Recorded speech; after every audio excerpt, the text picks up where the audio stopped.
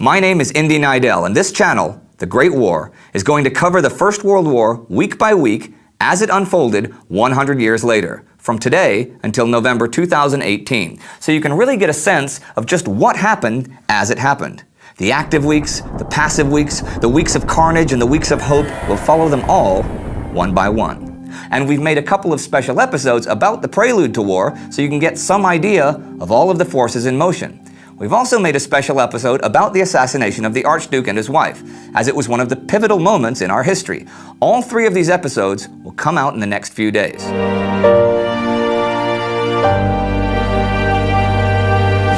100 years ago today, on July 28, 1914, the Empire of Austria-Hungary declared war on the Kingdom of Serbia. Now, as you are probably aware, this snowballed within days into the First World War. Now, people often talk about the blank check, when Kaiser Wilhelm said on July 5, 1914, that he would unconditionally support Austria in whatever actions she took against Serbia. And this is seen as the main argument for Germany's responsibility for the war. But this is a little too simple. In the days following the assassination of the Austrian Archduke Franz Ferdinand in Sarajevo by the Serb Gavrilo Princip, there were anti-Serbian riots and demonstrations in much of Bosnia, and official dispatches to Vienna that there was Serbian complicity in the plot. But general European reactions to the killings were quite mild. Austria, however, had big ideas, many of them coming from Army Chief of Staff Konrad von Hotzendorf, and I love that name. Konrad was a vehement imperialist for Austria and Austrian greatness. He's also been described as being, quote, the most dangerous kind of officer, both stupid and intensely energetic.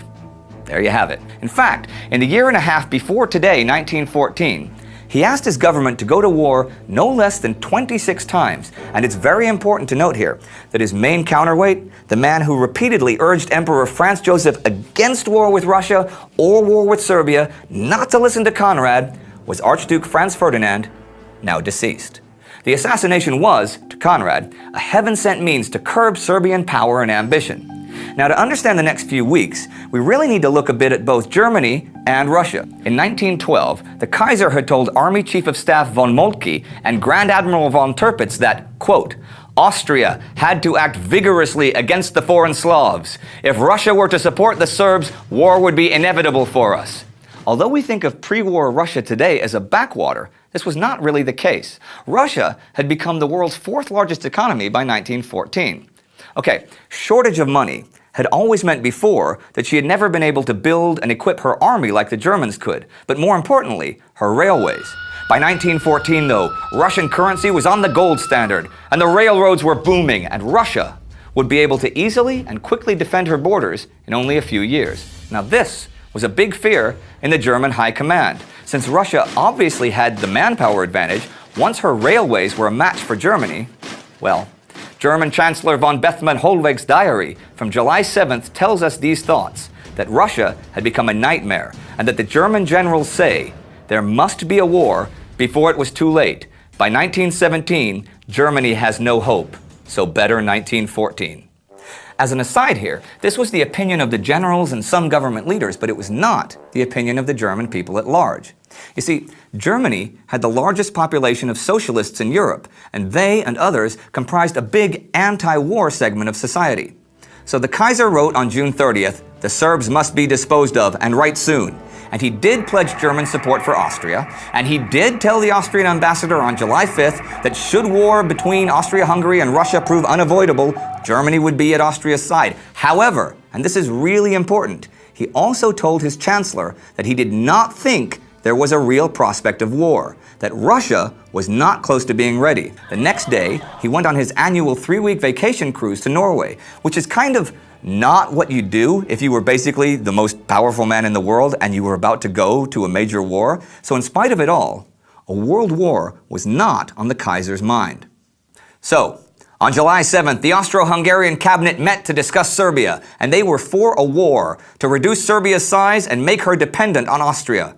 On July 13th, a secret report reached Vienna from Sarajevo that there was zero evidence the Serbian government had anything to do with the assassination. Now this didn't really change anything, but this did. Franz Joseph finally became convinced that Austria could take action against Serbia without any other powers interfering, so he agreed to issue an ultimatum. The terms of the ultimatum were finalized on July 19th. It had a total of 15 demands, and it linked the Belgrade government with the assassination, even without evidence. Now, you can look up the demands yourself, but here are a couple that really stick out. The Serbian government must condemn anti-Austrian propaganda and punish anyone who made or distributed it. And the big one, Austrian officials would participate in the judicial process in Serbia. Yep, they would be in charge of justice in another country.